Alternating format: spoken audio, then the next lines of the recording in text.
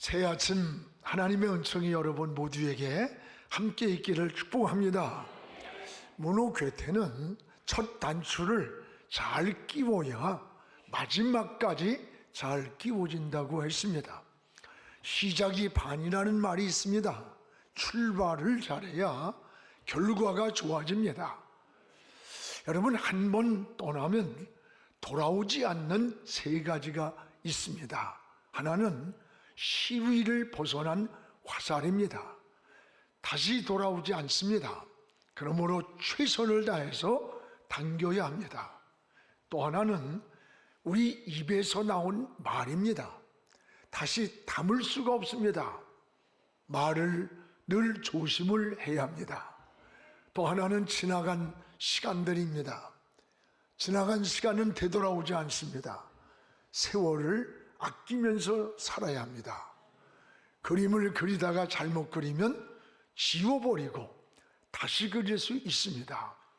길을 가다가 잘못 갔으면 방향을 바꿀 수 있습니다. 그러나 인생이라고 하는 것은 한 번 지나가면 지울 수도 없고 돌이킬 수도 없는 오네이와 같은 거예요. 일방통행과 같은 것입니다. 한 번 주어진 인생을 분명한 목표를 정해야 되고 꿈을 품고 최선을 다하는 것, 이게 바로 지혜입니다. 성경에 꿈이 있는 백성이 흥한다고 했습니다.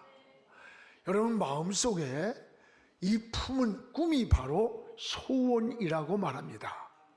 사람은 누구나 소원을 갖고 삽니다. 가난한 사람은 부유해지기 원하는 소원이 있고, 병든 사람은 건강이 원하는 소원이 있습니다. 또 자녀의 소원, 가정의 소원, 생업의 소원, 건강의 소원, 누구나 이런 여러 가지 종류만 다를 뿐이지 소원을 가지고 살아갑니다.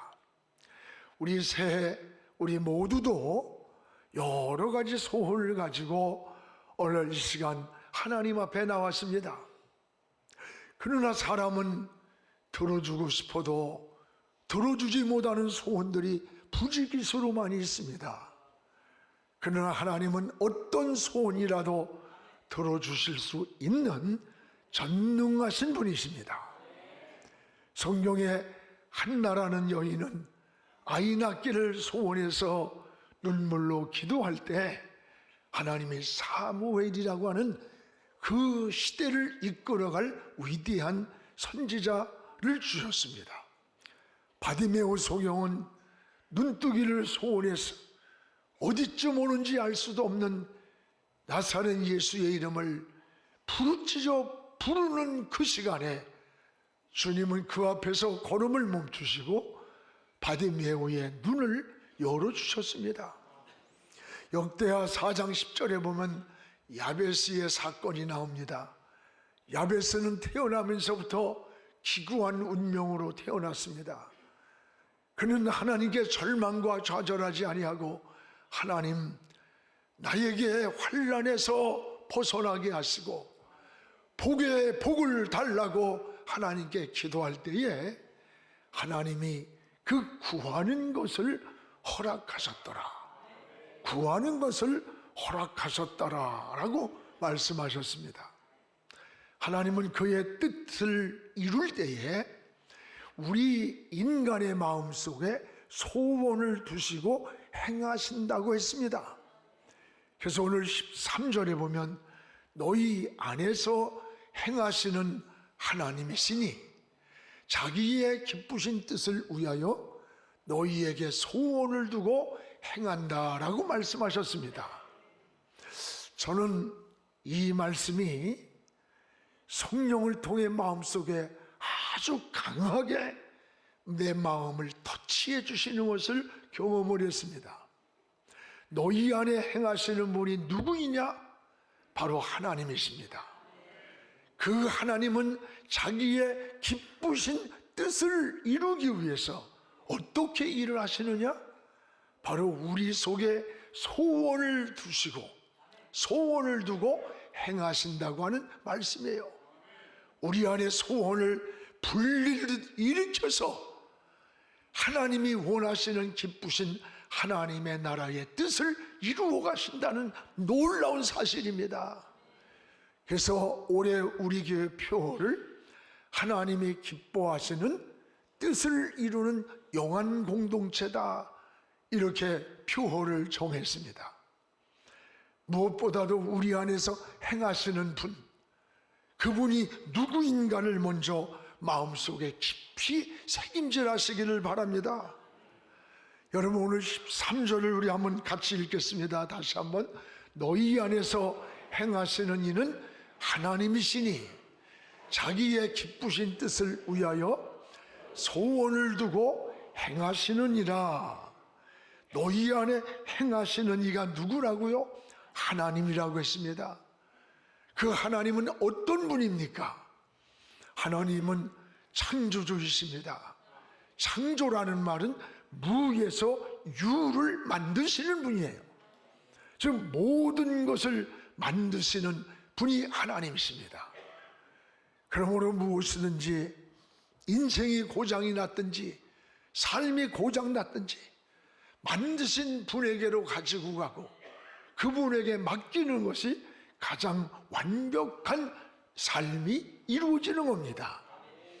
그래서 여러분, 예레미야 33장 6절에 보면 이런 말씀이 있어요. 너는 내게 나와 부르짖어라.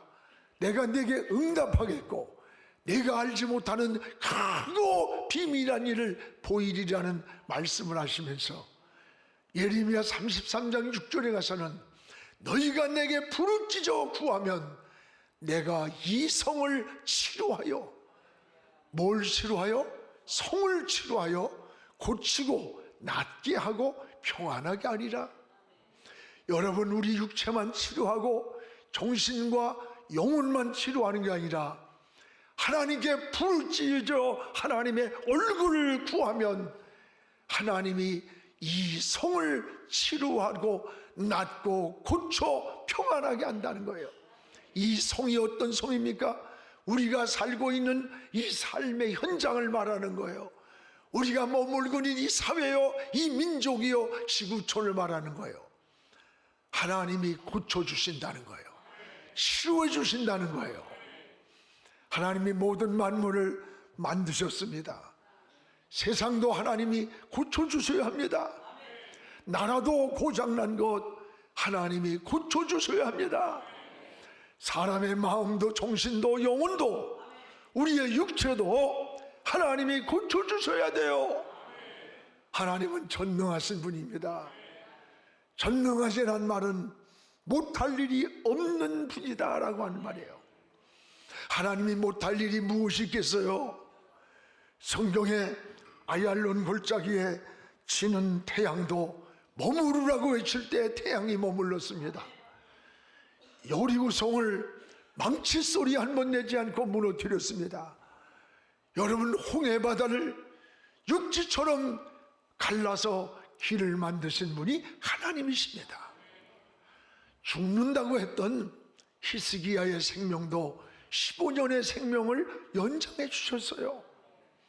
여러분이 문제를 만날 때, 인생의 장애물을 만날 때 여러분은 어디로 갑니까?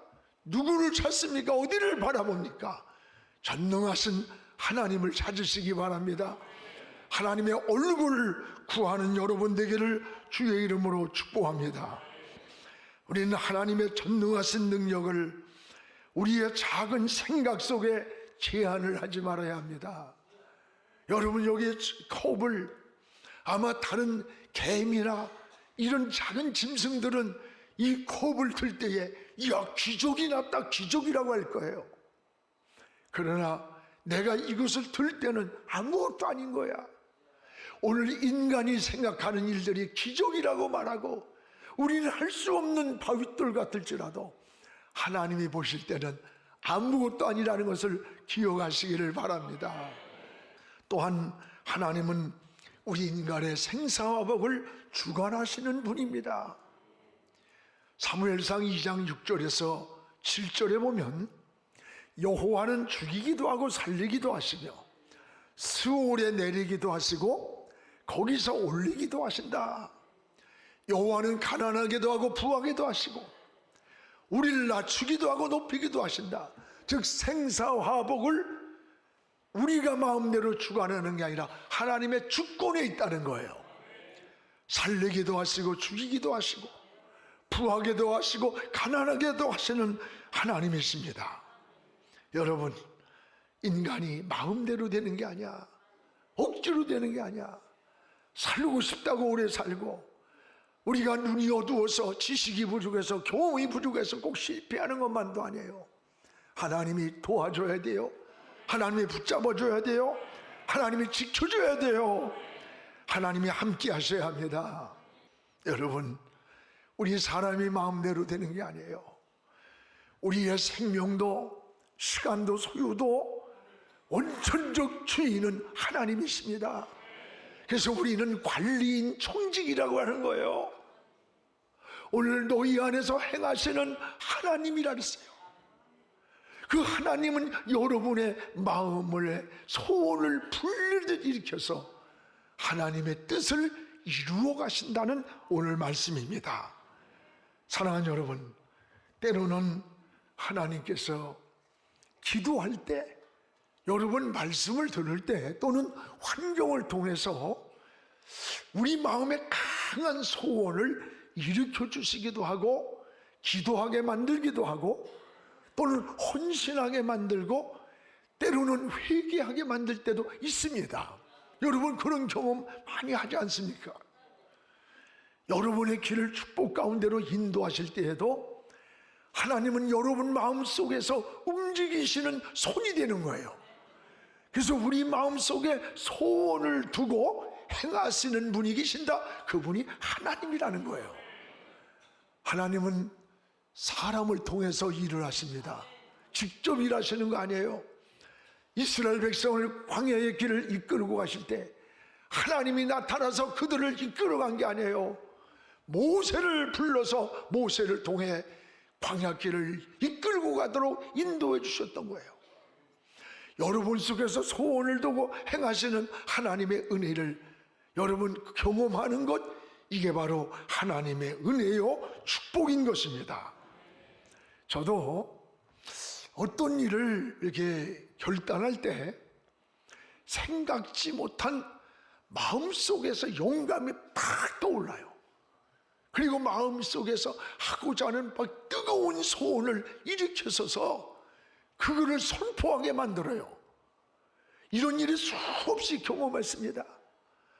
하나님은 소원을 주실 때에 우리의 환경과 우리의 조건과 현실과 타협을 하면 안 돼. 그 주시는 감동과 그 마음을 그대로 행동화시키려고 할 때 하나님의 역사의 손길을 경험하는 거예요.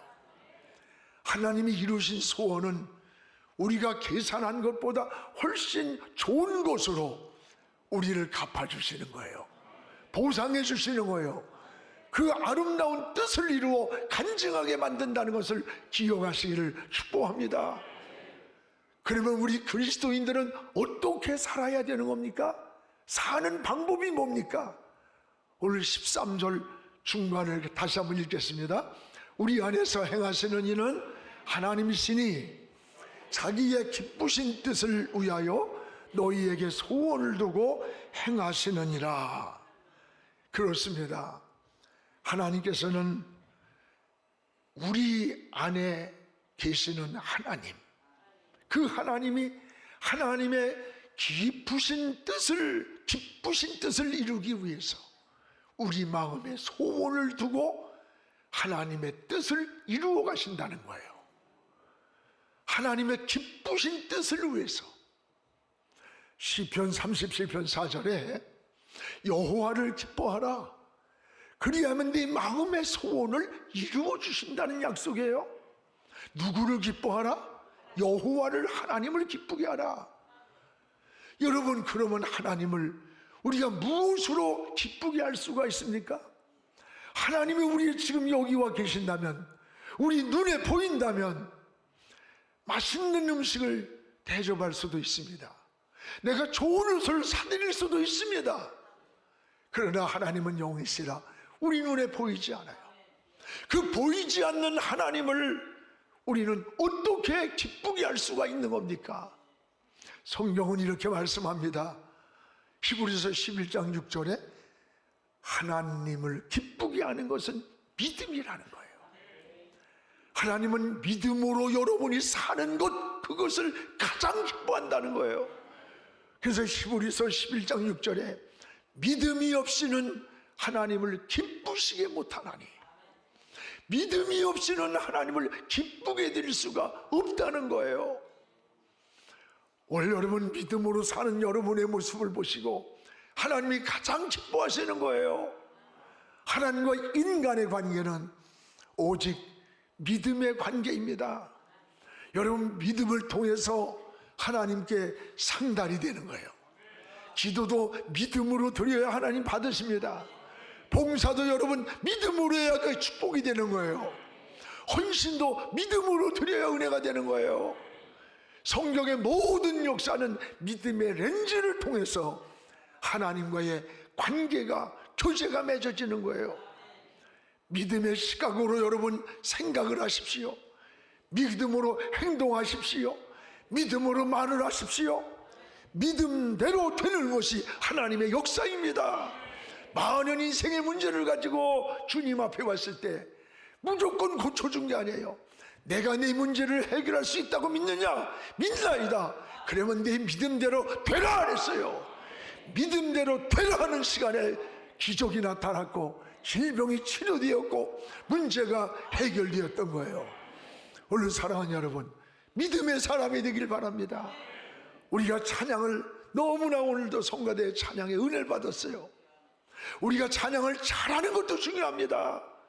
더 중요한 것은 하나님이 받으시는 찬양을 드려야 돼. 하나님이 기뻐하는 예배를 드려야 돼. 하나님이 원하시는 기도, 하나님이 받으시는 예배를 드리기를 기도해야 돼. 하나님은 또한 예배자를 기뻐하시는 거예요. 그래서 요한복음 4장 23절에 보면 아버지께 참되게 예배하는 자들은 영과 진리로 예배할 때가 오나니, 어떻게 예배할 때가 오나니? 영과 진리로 예배할 때가 오나니. 이게 뭐야? 한마디로만 신령하게 중심으로 드리는 예배. 곧 이때라 지금이라. 아버지께서는 자기에게 이렇게 예배하는 자를 찾는다는 거예요. 이렇게가 뭡니까? 영과 진리로 하나님 앞에 예배드리는 자, 하나님 앞에 중심으로 하나님을 찾으며 하나님을 바라보며 예배하는 자를 찾으신다는 거예요. 왜 찾습니까? 가까이 하시려고, 은혜 주시려고, 사랑해 주시려고, 우리와 교제하시며 축복해 주시길 원해서 찾는 겁니다. 오늘 하나님이 찾는 예배자가 되시기를 바랍니다. 예배를 통해 하나님이 인간에게 임재하는 시간이에요. 하나님이 받으시는 예배를 드려야 되는 거예요. 예배는 기도, 찬송, 설교, 헌금 모두를 예배라래요. 그런데 어떤 사람들은 설교만이 예배라고 생각해.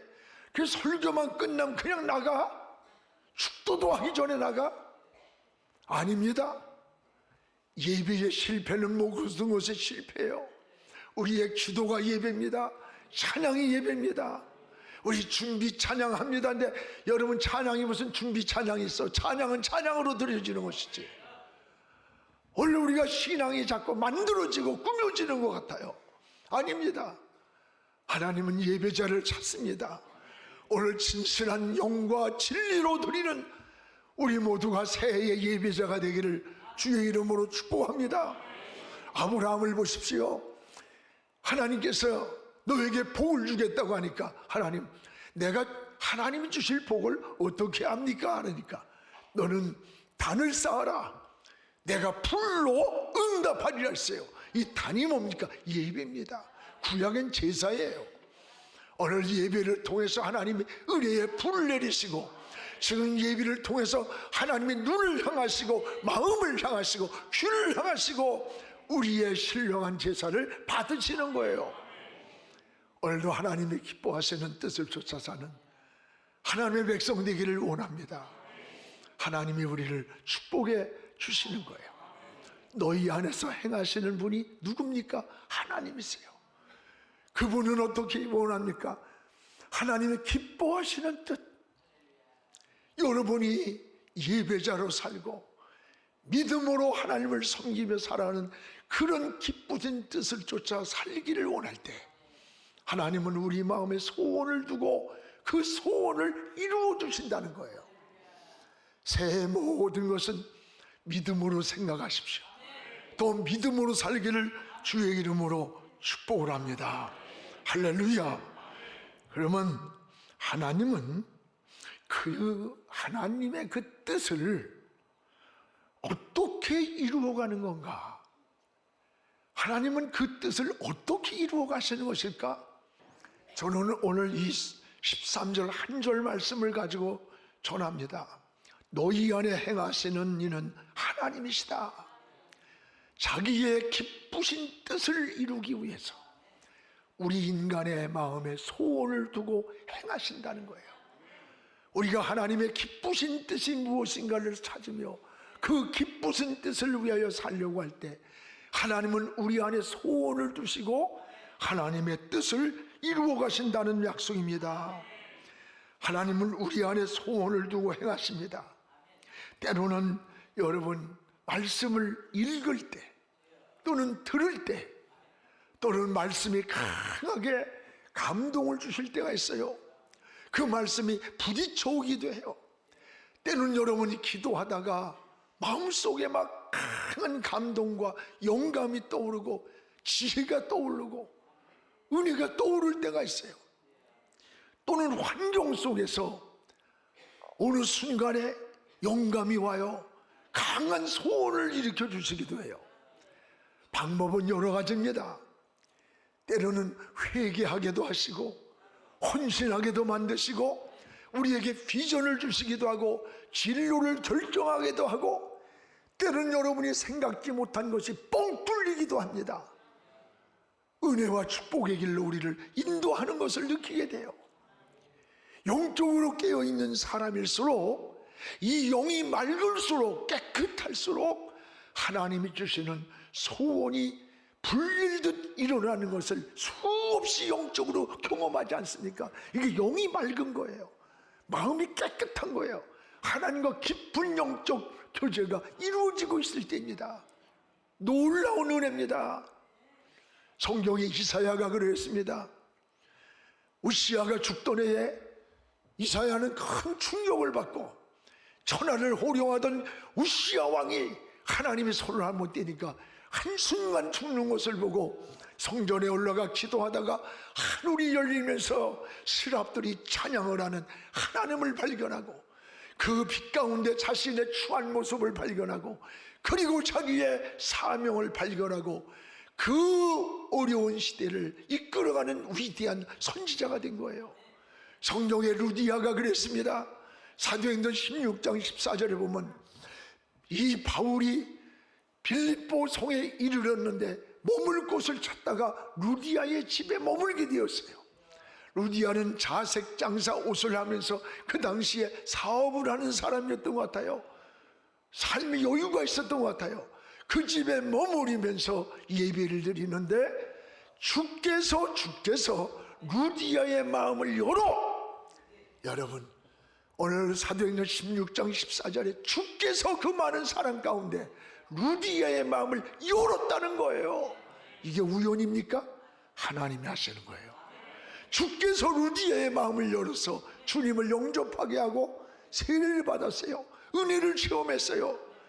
훗날에 그 빌립보 성에 빌립보 교회를 이 루디아를 통해서 세운 거예요. 하나님의 놀라운 섭리요 역사인 겁니다. 여러분 한나도 그런 거 아닙니까? 하나님이 건강한 여인의 태를 막았어요. 여러분 별 볼 일 없는 저 여자는 푸닌나라는 여자는 애를 11하나 수술하는 거야. 근데 예쁘고 사랑받는 한나는 태가 막혔어. 그게 우연이 아니야. 하나님께서 성경에 한나의 태를 막았다는 거야. 왜 태를 막았을까? 이것 때문에 한나는 아무리 남편이 사랑을 해도 근본적인 문제의 고통 때문에 아파하면서 늘 눈물로 기도하는 거예요. 어느 날 하나님께 소원의 기도를 합니다. 하나님, 나는 태가 막혔으니 나에게 태를 열어주신다면 이건 하나님이 주신 선물입니다.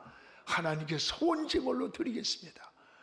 그리고 났는데 태가 열리고 아이가 생겼어요. 그 아이가 누굽니까? 사무엘이에요. 만약에 다른 여인들처럼 쑥쑥 아이를 낳았다면요, 내가 능력으로 내가 낳았는데, 여러분 어떻게 그 아이를 하나님 앞에 소원 제물로 드릴 수 있겠어요? 없습니다.